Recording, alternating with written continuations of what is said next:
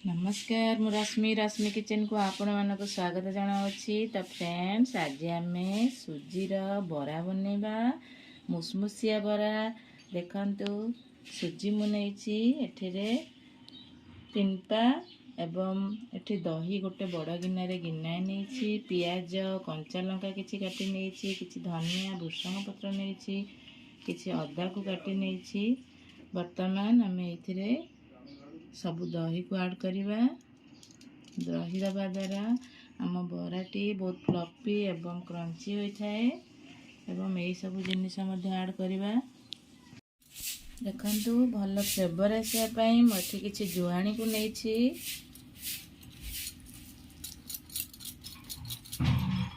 एवं अल्प किछि जीरा मध्य ऐड करिबा। बहुत फ्लेवर भल देइथाए जुआणी एवं जीरा। मठी खाइबा सोडा नहीं गोटे 2 पिंच एवं स्वाद अनुसार आपण लुण नेबे। आपण केते सामग्री नहीं ताकू देखी वर्तमान आमे दही देइछंती एवं पानी ताकू भल भाव चकटी दबा। फ्रेंड्स आपण मैंने जिते बड़े दही मध्य नेबे, दही जमी बेसी खट्टा ही नथिबो देखंतु एहीपरी कंसिस्टेंसी रखिबे। एवं आमर एटा वर्तमान आधा घंटा 45 मिनिट पे मु छाड़ी देबी रेस्ट रे, द्वारा कि भल भाव आम सुजीटी फुली पारिबो। वर्तमान आम सुजी को फुलिबा पई 1 घंटा रखिदेले रेस्ट रे।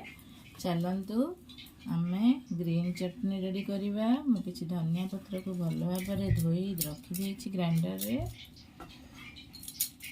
एवं 4-5 कोला रसुण देछि, 3टी लंका देछि। आपण केते खाइबे ता अनुसार देबे। भल टेस्ट आसिया पई किछि लेंबू रस देछि। स्वाद अनुसार लुण अल्प देबे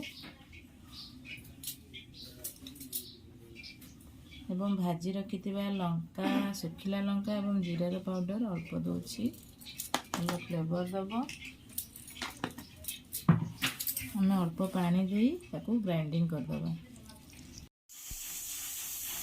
देखंतु वर्तमान मोर 1 घंटा हो सारिछि। हमर सुजीर बेटलटी एमिति हेछि। ए परी हाथ रे खसुथिबो। ए परी भाबरे आपने कंसिस्टेंसी रखिबे। जदि आपन को मोटा लगुची आपण बेटरटी ताले आपण अल्प किछि पानी मिसई देबे। जदि आपणकर एपरी भाबरे फुली केते सुंदर देखंतु फुली जाईछि। जदि भल भाबरे आपणकर ठीक ठाक अछि ताले ठीक अछि। जदि पतला हो जाईछि ताले अल्प किछि सुजी देई पुणी 10-15 मिनिट पई आपण माने मध्य रेस्ट रे रखि दियंतु। नले जदि आपण पाखरे सुजी नहीं चाउल चूना किछि अल्प दे दियंतु। सुजीर बेटरटी को पानिया करिवेनी नले बहुत तेल ऑब्जर्व करिवो। देखंतु एई परी छोट छोट बरा रेडी करिबा। आपण माने मध्य बनांतु ए प्रोसेस रे देखिबे बहुत टेस्टी लागे। शीत दिन रे एई परी फ्लफी क्रंची बरा घरे प्रस्तुत कर देखंतु, बहुत टेस्टी लागितला।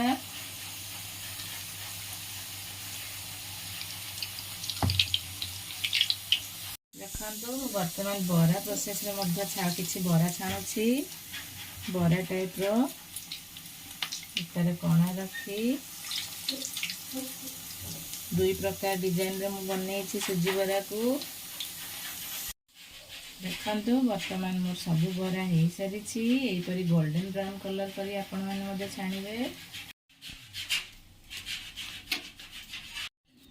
सबु बेले गोटे प्रकार बरा खाई आपण माने मध्य बोर हो जाउथिबे। तेणु देखंतु सुजी रे प्रस्तुत एहीपरी केते सुंदर छोट छोट साइज रो बरा मु प्रस्तुत करिछि एवं 2 प्रकार बरा तैयारी करिछि गोटे एही प्रोसेस रे। एवं ता सहित ग्रीन चटनी बनैछि एवं घुगुनी बनैछि, जहाँको आपण माने मटर तरकारी कहती। गरमा गरम घुगुनी एवं चटनी सहित ए सुजी बरा बहुत टेस्ट लगी थाए। ଆପଣମାନେ ମଧ୍ୟ ନିଶ୍ଚିତ ଟ୍ରାଏଲ୍ କରନ୍ତୁ।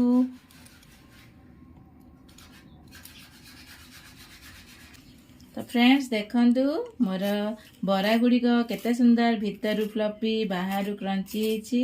କେତେ ସୁନ୍ଦର ଆବାଜ ଆସୁଛି, ଆପଣ ଜାଣିପାରୁଥିବେ କେତେ ଟେଷ୍ଟ ହେଇଥିବ। ଦେଖନ୍ତୁ ଭିତରଟି ମଧ୍ୟ କେତେ ସୁନ୍ଦର ଫ୍ଲପି ହେଇଛି। ବହୁତ ଟେଷ୍ଟ ହେଇଥିଲା ବରାଟି। ମୋର ଏହିପରି ନୂଆ ନୂଆ ରେସିପି ଦେଖିବା ପାଇଁ ମୋ ଚ୍ୟାନେଲକୁ ଲାଇକ୍, ସେୟାର, ସବସ୍କ୍ରାଇବ୍ କରିବାକୁ ଭୁଲିବେନି। ପାଖରେ ଥିବା ବେଲ୍ ଆଇକନ୍କୁ ପ୍ରେସ୍ କରନ୍ତୁ ଏବଂ ମୋର ନୂଆ ନୂଆ ଭିଡ଼ିଓର ନୋଟିଫିକେସନ୍ ପାଆନ୍ତୁ। ନମସ୍କାର, ଧନ୍ୟବାଦ, ଜୟ ଜଗନ୍ନାଥ, ଥ୍ୟାଙ୍କ ୟୁ, ବାଏ।